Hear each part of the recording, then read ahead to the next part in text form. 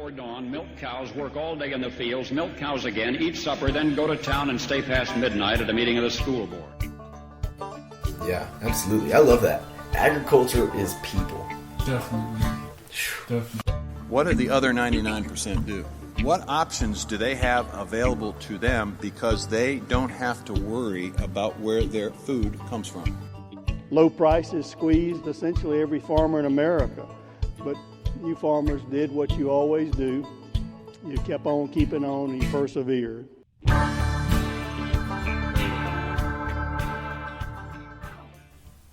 Hello and welcome to the Four Corner Ag Podcast. My name is Caleb Wirtz and I'm your host. I've got Maverick Lighty here with me. I'm your other host. Yes, sir.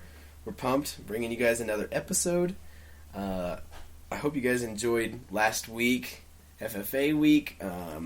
We kind of spoiled y'all with 2 episodes on Friday of that week, both with the current national FFA president, and then a past national officer, Kevin Auctioner. Hopefully you guys enjoyed both of those episodes and got something out of them. And if you haven't listened to those, go listen to them, because they're worth it. Oh, yeah. Oh, man. You're exactly right, Mav. I guess I kind of forgot to mention that you really can. You just go back. You guys go listen to all of our past episodes. If you're not listening in a timeline of as we put these out, that's okay. Just go give them a listen. I know you're going to get something good out of them, because I know that you're going to get something good out of this episode, too. So, either way, I hope you guys just took advantage of FFA Week. It's a super good opportunity. It's a lot of fun. If you're a member listening, I'm sure that you guys did some cool stuff with your chapters, and whether you're in-person learning or online, I'm not sure, but I'm sure you guys did some cool stuff, and I hope you did.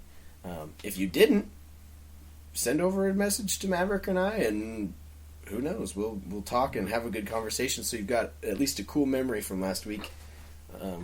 Just go ahead and reach out. Feel free. And other than that, we're going to get into this next episode. I am super pumped. We've got a foundation, or I guess I should explain that. So there's an association for FFA in Colorado, and then there's a foundation as well. And so we've got a foundation board member here with us. Let me find the unmute button. We've got Miss Jenna Keller here. Jenna, it's very nice to have you on here, and we're excited for this episode. We're just interested to learn a little bit about you really quick. Yeah, that sounds great. Thanks for including me and inviting me here today. As you mentioned, so Jenna Keller, my main name was Heerman. I grew up out in Haxton, Paoli to be exact, for those that are out in that neck of the woods. I grew up on a dryland wheat farm, so was fortunate to be involved with that. Was a member of the Haxton FFA chapter when I was out there. After graduation, went on to undergraduate in Colorado Springs, and ultimately went on to law school up at University of Wyoming. Once I graduated from University of Wyoming Law School in 2006, so been a licensed attorney here, I guess, going on 15 years. Currently, I live in Routt County up in Steamboat area, and work as a lawyer, primarily with farm and ranch clients. Our law firm really works with clients all across Colorado, Wyoming, and then western Nebraska. So really, I think one of the most exciting things, our main office is out of Craig, Colorado. So having grown up in Northeast Colorado, so fortunate to have gotten to know a lot about the sheep industry, being in Northwest Colorado, but then also still have an opportunity to go back to my roots in Eastern Colorado, fairly frequently practice in now the Sterling area. So I guess that's right. Fortunate to have been able to connect kind of my ag experience growing up, being part of the FFA, to my law practice, and then been fortunate about the last 6 years to have been on the FFA Foundation board as well. Awesome. Wow. Now that's awesome, and we appreciate you serving on the foundation board. I know that it really helps us out as officers and as a state. And so I guess I'll just use that to start out this episode. Can you kind of tell us a little bit about the FFA Foundation here in Colorado, a little bit what you do? Just tell us a little bit about that.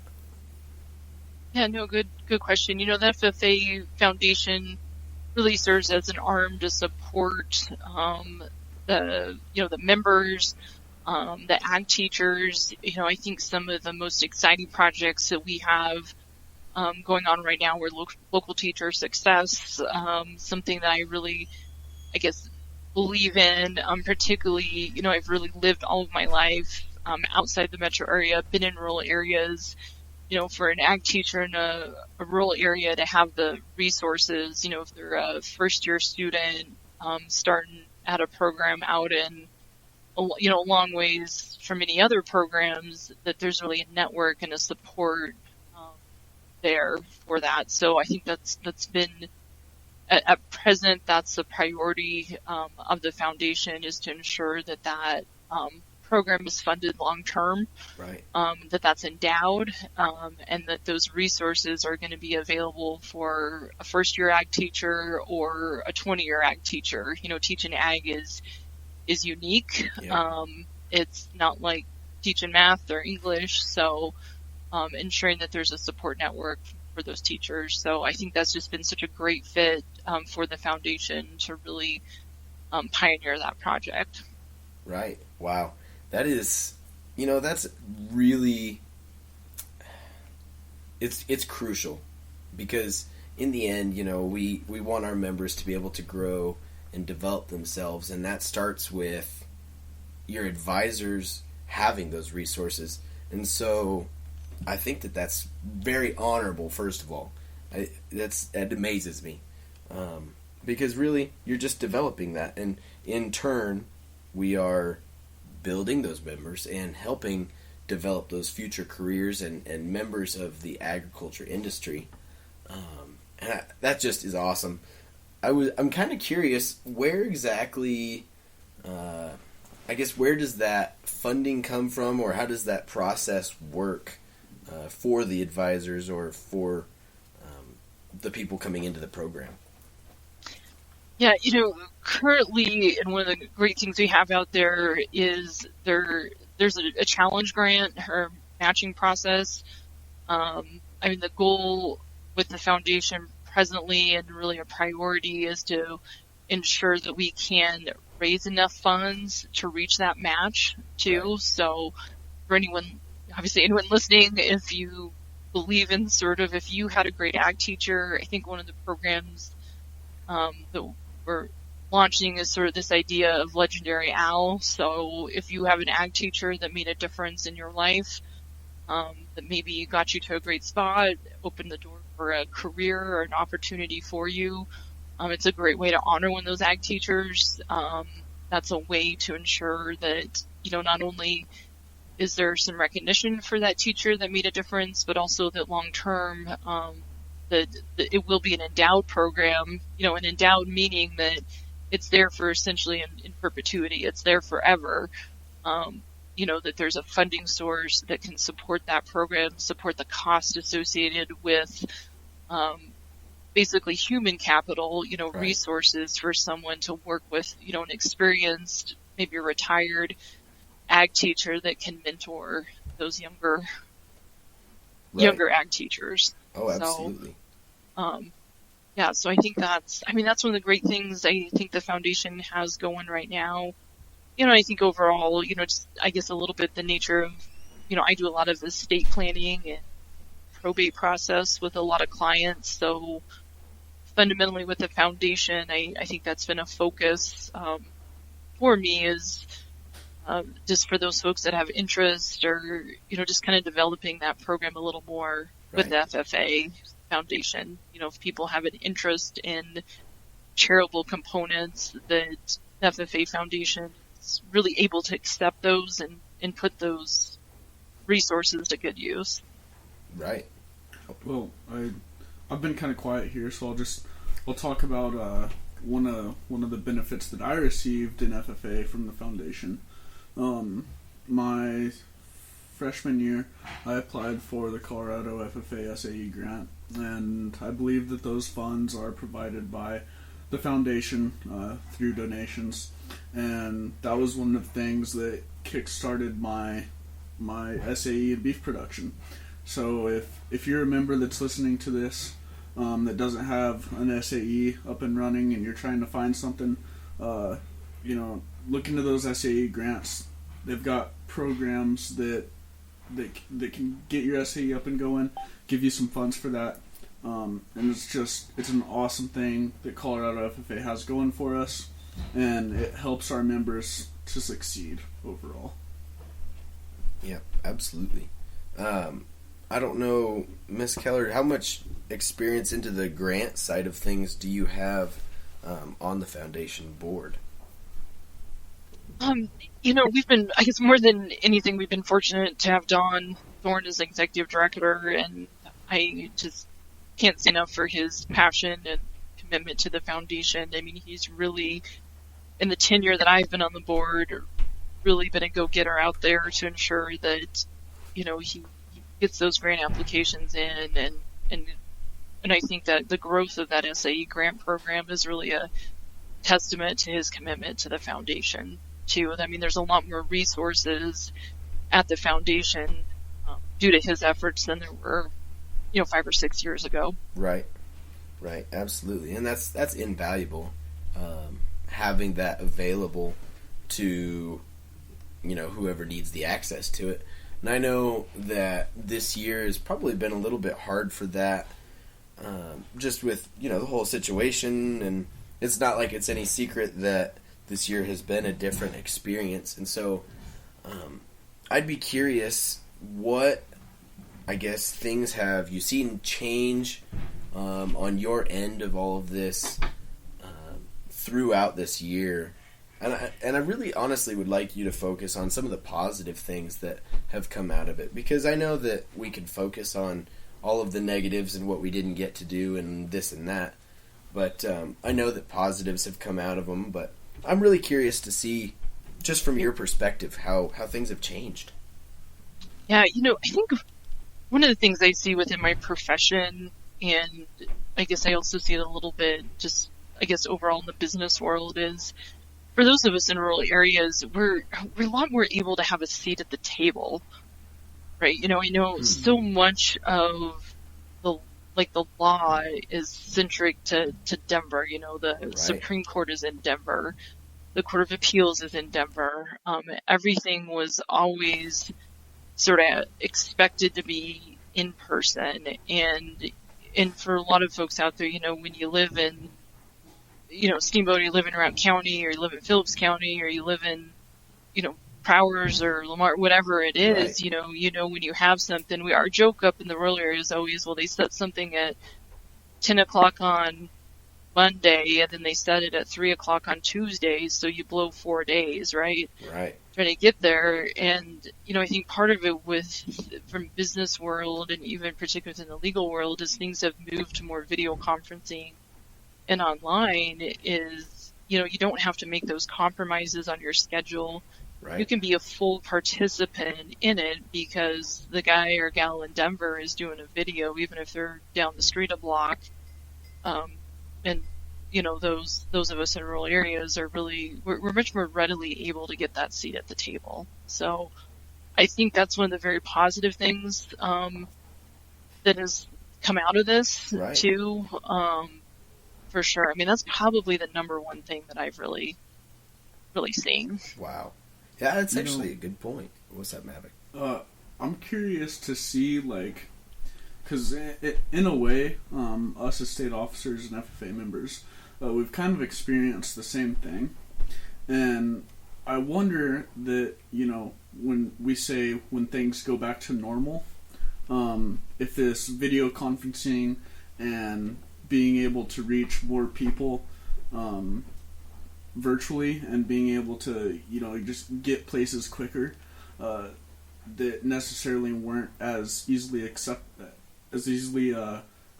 in the past, is is that stuff going to stick around, or are we all going to go back to, like you said, just having to go do things in Denver? And would that fluctuate between like the business world and the education world, or it's interesting to ponder that, I think.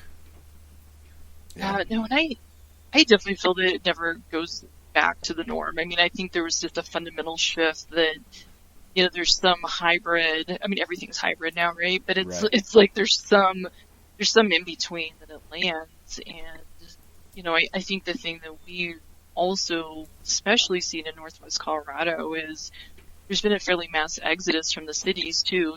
People that said, I never wanted to be in the city and now I am going to work remote. And I'm going to live in a rural area, but I'm still going to keep my good job in the city too. Right. Yeah. Kind of getting the best of both worlds for those folks. I mean, I don't know that I would call that the best of both worlds for myself, but best of both worlds for those folks who really do have that access now to get out into the rural areas or wherever they may want to be and still have that same profession. I think that's interesting. And maybe that's a good question for you is, with being involved in law, I don't know. I know that a lot of it has to do with being in person and having the in-person experiences and signing documents and getting first-person accounts, things like that. And so I guess I'd be curious, in your experience, in your profession, how is that handled and how has it changed, just in general? Yeah, no, good questions. Just a couple of things generally out there, I guess, is, any court hearing or court process, mediation, sort of in a litigation or dispute type context, at least for our office, anything in the last, was it 9 to 12? I guess we're approaching a year now. Right. Has all been video. Okay. So that in person is very limited. And not in our firm. I mean, we aren't litigation heavy. I mean, a lot of our work is really what we call transactional, which is really drafting documents, negotiating documents. But really, from that litigation, and anything that we do or have handled through this office in the last year has all been video, video telephone. So I think that's fundamentally changed. As to where that lands and what that looks like 2 or 3 years from now, I don't know if I know right now. Right. And then, the second part of that, I guess, really for our practice from a transaction side, I feel that we've moved a lot more to electronic signing, whether it's, sort of like a DocuSign, Adobe PDF and Sign. Right. And we're handling more and more of that electronically. We still have our traditional practice areas, such as if someone comes in to sign a will or an estate plan document or maybe a deed. I mean, a lot of that, requires a notary and witnesses in person. So we're still sort of, and there's some, Colorado's been a little later on some of their transition to electronic in those areas, but I think there's a little more movement to that.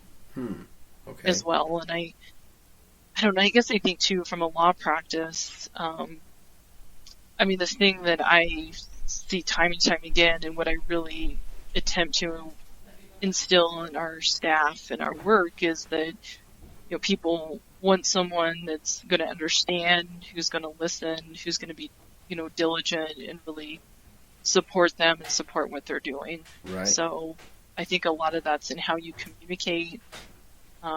Sometimes it doesn't matter as much where you're at, but really what you're doing to take care of someone. Right. No, absolutely. That is an interesting. That's an interesting observation. Just because I think you're exactly right that there's been a full fundamental switch in what we do and how we handle things, and I kind of want to see or discuss how it pertains to our members in class right now and those who are getting ready to go on to college or whatever else may be.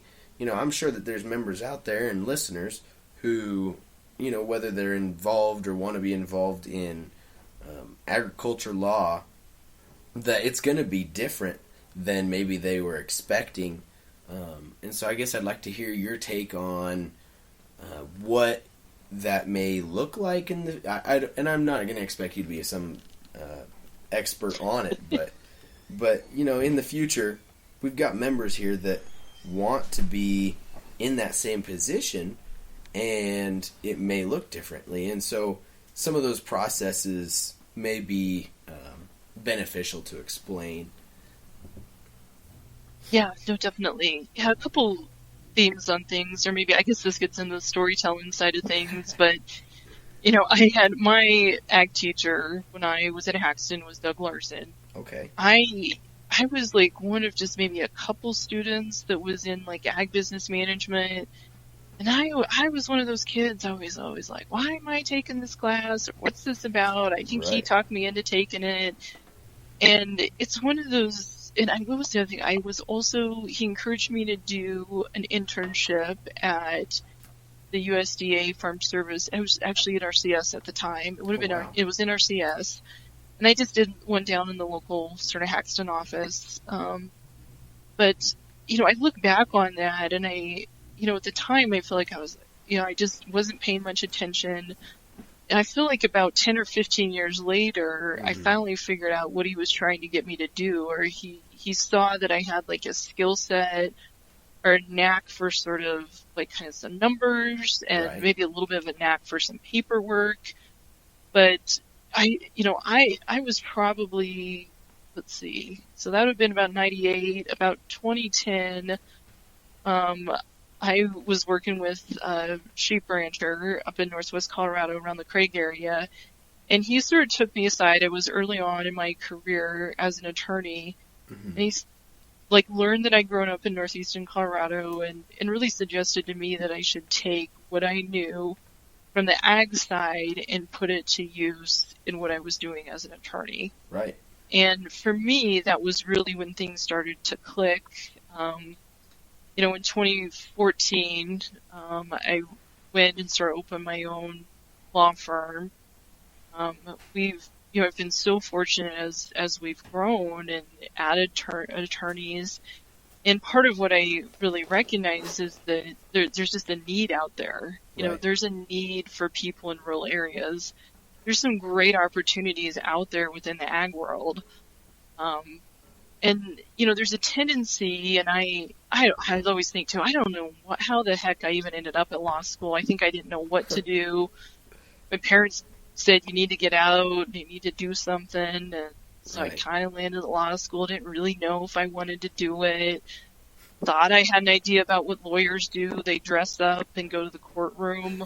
Well, really, I spent a lot of time in, jeans, and I go out and maybe, I know I met with some farm families out on the ranch, got to see the ranch, got to meet the family, got to really, go through what they were trying to do, what their goals were with transitioning to their son and their daughter. So I feel like there's a lot of things like that really, being a lawyer in a rural area is, that I didn't know when I started. Right. And I guess I feel like a lot of our expansion and growth at our firm was sort of a mindset that if someone else isn't going to do it, then we'll try to do it. Right. And that there's folks out there that need people that understand agriculture. Right. Right. I don't know. I had some folks out of Grand County. They always cracked me up. They said that they spent the first 2 hours paying some lawyer outside of the area, probably, well, I don't need to pick too much on people from Denver, but, someone from Denver that they spent the first 2 hours explaining, the difference between a heifer and a bull. Oh my. Well, it was frustrating for them to sort of spend a bunch of time paying a lawyer to explain that. So, right. I think there's opportunities for folks that understand ag to be able to better and more directly help ag clients. Right. Oh, absolutely. And I'm sure of that. You come up with prior experience and you're able to communicate more effectively, and in turn that can help a lot, especially in rural areas where I think that more often than people realize there are instances where lawyers and things come into use on farms and in rural areas, and I think it really does happen more often than people realize, and it's valuable to have that experience there. It really is. You really have a leg up when you understand maybe how an ag operation works. If you're negotiating a wind lease and you know that your client has an irrigated circle, Right. well, most ag kids are going to connect. Well, you're going to have a problem if you put that turbine in the middle, right? That sprinkler isn't going to go around, right? Right. What is that? Just those sort of issues. When you have that background, you can really do a lot of good things Yeah. for those clients. Oh, absolutely. And I think that no, it just gives you a leg up, just like you said. You're exactly right. So I'm kind of curious how that, or if it has pertained to your, operation there in Haxton. I know that you've got experience over there and you grew up there, but I don't know, has that helped at all? Have you been able to? I wouldn't hope you're in bad situations over on Right. farming, but if you have, I was curious if you've needed to use any of that information. Yeah, I think, one of the philosophies at our farm is really, whenever we can, is plan transition in the Right. farm and ranch context. We work with a lot of farm families that are going through what I would term a forced transition. There's sort of, maybe they didn't do the planning, someone passes away, Right. whether it's expected or unexpected. So I think the thing that I really take away, my brother still is out in Haxton farming. He's in large part taken over that operation Right. from my dad. So I always bring, I guess, a little bit of a personal level from what I've seen amongst them for transitioning. I do bring my thoughts and my views into a lot of planning we do for clients. Right. And it just gives you, and I also just see, unfortunately my brother's still doing ag, because I can, I see how things have changed. Right. When I grew up, it was, every other year, dryland wheat, maybe if you got crazy, you'd plant some millet, every once in a while. But, I look at the things that my brother's been involved with soil health, Right. doing a ton of cover crops, being involved with seed cleaning, and I just see the things that he does, and it just really excited to see where that goes, and also Right. just seeing how it's changed too. Right. So. No, absolutely. That is a yeah, that's valuable. I didn't think of that though, where you're actually able to take information from your operation and take it back to your job now, and so that I didn't even think about that, going the other direction. That's pretty crucial, I bet, in a lot of ways, because you've got that experience and really can bring that back to these other situations. That is pretty cool. I've got kind of a silly question here for you. Talking about law and everything.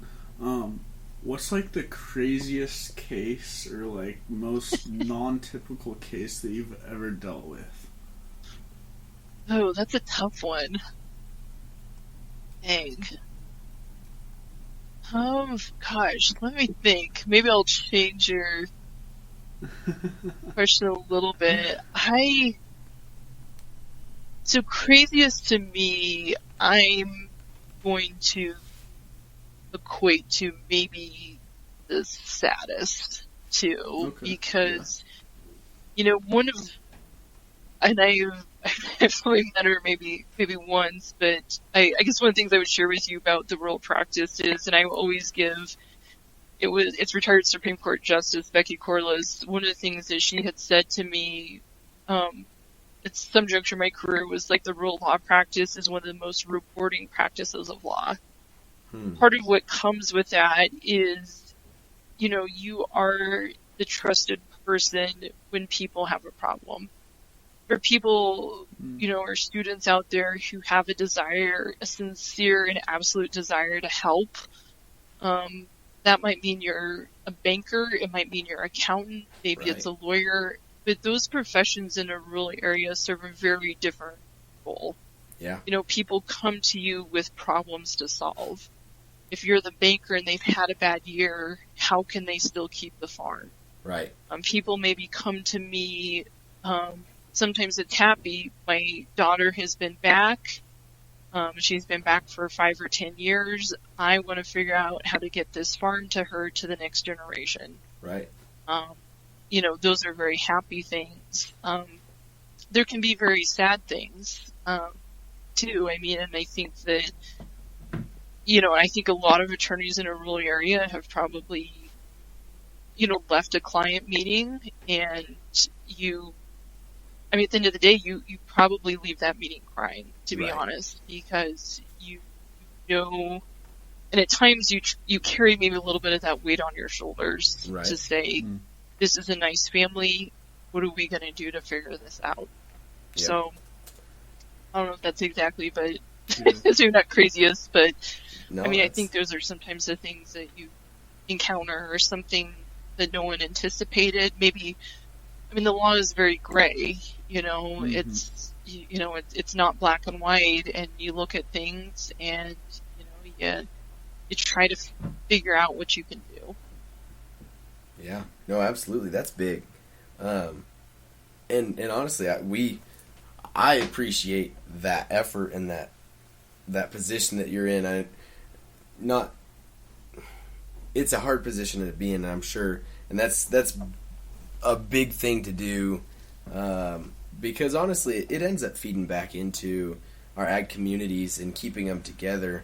It allows, farms really build the small rural communities, and whether or not there's 3 farms that own all the land around a town, or it's a bunch of really small hobby farms, either way, those operations are going to keep the area together. And the more support that you have from the outside, from folks as yourself, that allows those to continue, and that same what is it? Just that same drive behind a community really is valuable to keep, and it's something that's kind of started to dwindle that we've seen in agriculture, and it's sad to say that. But, it is valuable to have that, and we do appreciate it.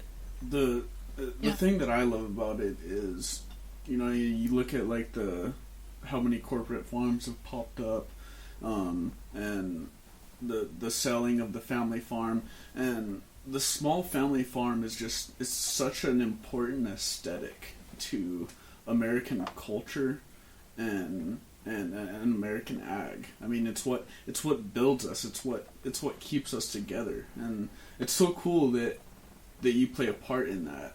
And I never realized the importance that law has to play in that, because like you said, when grandpa dies and you want to keep the farm in the family, it's complicated when that happens, and sometimes farms and families don't make it through that transition. Yeah. Correct. And we really, I think there's a trend within planning. We work a lot with CSU Extension as well, and there's these questions about ensuring that you have not only a legally viable transition plan, but a financially viable transition plan, right, which I think really opens up a lot of those. There's a lot of opportunities for, good rural ag accountants too. Right. Again, some of those same ideas. Someone that, understands the difference between, a heifer and a bull, and just, raise livestock. Just a lot of those concepts out there, and banking, I think, is the same. I think there's been, a lot of the areas for those specialized niche professions. A lot of those folks have been retiring, and I still very strongly believe there's a gap that is being created in our rural areas by not having younger folks coming back to replace those folks that are retiring. Right. Well, they re-updated the age on this statistic, and so this might be old data, but the average age of a farmer right now is sitting right at 57, if I remember correctly, and we see that raise each year because you're just exactly like you said. We don't have this next generation coming up near as much, and so those being in a position where you can maybe help that process of transferring to the next generation be a little bit more simple or successful, at least, that is invaluable in that process. And so I guess I have my question for you, and we kind of have to start wrapping up just in respect for your time. But my question for you is what can members or folks listening, what can they do if they were interested in something like this to maybe further their education in high school or college? What can they really do? What actions can they take? Yeah, no, great question. I think part of it can be really, thinking about those things where there's interest level too. If you say, gosh, I took a business accounting class and I kind of like that. Like, recognize that, any topic or area that there's any interest in, there's always an add-on specific to ag. So, right. If there was something that you were really passionate about, or you felt like, gosh, I think I have a skill set on that, consider how that fits within the ag world. I think also just recognizing that there are opportunities in rural areas. I feel like I grew up with a little bit of a mindset that if there was anything, if you were going to make it big or get a good job, yep. that you're going to live in Denver or you're going to live in Colorado Springs. And as I've gotten older, I really recognize, well, first, I don't want to, those places are great, but that's not a place I want to live. Right. And that you can make a good living. I've had a lot of folks that have started out and they said, can I really make a living being a lawyer in Craig, Colorado? And the answer is yes, you can. And you can make a living in Ray, Colorado, too, to be a lawyer, or an accountant or a banker. I think that, don't shy away from being in a community that you want to be in, because there are opportunities. And, I think a lot of those folks out there, too, are, I was fortunate to have a retiring attorney in Craig that really took me on and was able to transition his law practice to me. Right. Now that Craig area. So I think there's folks out there, if you know people in your community, ask if you can go shadow them for a day or two and just find out what they do and see if it's anything you're interested in. Oh, that's good. I don't think I did a great model. I went to law school for 3 years and then decided if I was going to do it or not. I don't think that's the best. Worked out okay for me, but yeah. Oh man. Get that information early on. Before you go to 3 years of the school for it, huh? Yeah, totally. No, that's good. I'm glad. That's good that it worked out too, though. But no, that's good. Well, here we're getting ready. We're gonna wrap this up, but I kind of want to give you the last couple minutes here to kind of give you a soapbox, whatever you kind of want to get out, and if you've got any plugs for the foundation, you're welcome to those too. But just want to give you this time to say whatever you need to, advice for members, whatever it may be. But you've got the soapbox. Let's see. I'd say, within the law too. I think I probably focused a lot on the role of an attorney, in specific to our practice, which is really, again, it's a lot of estate planning and lease negotiation and natural resources for farmers and ranchers. There are a lot of related opportunities there too. I think one of the fundamental bases that makes that really helps me a lot is we have a lot of great paralegals within our law firm. There's jobs that are, they require maybe a 4-year college degree, right? Right. So there are things and opportunities out there short of, spending, gosh, I spent 7 years in school, right? Mm-hmm. There's some of those opportunities. I also see in a lot of our rural counties, there's a lot of very young judges too. Wow. I think a lot of times people think that, a judge is someone who's 55 on the tail end of their career. Well, we see a lot of folks in rural areas that get appointed at maybe age 30 to be a judge because, they have a good skill set. Right. But, there's that opportunity that you can never get in Arapahoe County. I think there's a lot of related positions too, like, a district attorney, a court clerk. There's kind of a variety of things out there when you really start looking around. I think, we write a lot on the county assessor, Right. the county Absolutely. clerk and recorder. We deal with a lot of real estate matters. It's always my joke is when people start talking about property issues, the first thing I do is ask what county they're in. Right. We have a lot of really good rural counties that have a great clerk and recorder that really keeps everything in line, or a great assessor that really keeps good records. So there's a lot of kind of skill sets off of somewhat the law, I guess, that are out there too that don't necessarily require 7 years of Yeah. Oh, absolutely. high school education too. Right. Yeah. No. Absolutely. That's big, and that's good for members to have those outlets too. And so, well, we sure do appreciate it. That's some good information. I appreciate giving the opportunity to members just to hear what all they can kind of get access to, as they go through high school and then get ready to go to college. Not everybody is made aware of the cool opportunities that are really out there and down in your field, and so we just really appreciate you coming on here and shedding some knowledge and letting us know what it really looks like, and honestly coming in on talking about the foundation. I hope that we really gave some knowledge and that you shed some knowledge about the foundation, because I know not everybody really is up to date on what the foundation does. Such an important aspect of Colorado FFA. Yeah, definitely. Well, thank you guys for inviting me. I really appreciate the opportunity to share some of my thoughts, and Yeah. I hope you guys have a great year too on things. I know it's been a challenging year a different year for you guys as officers as well.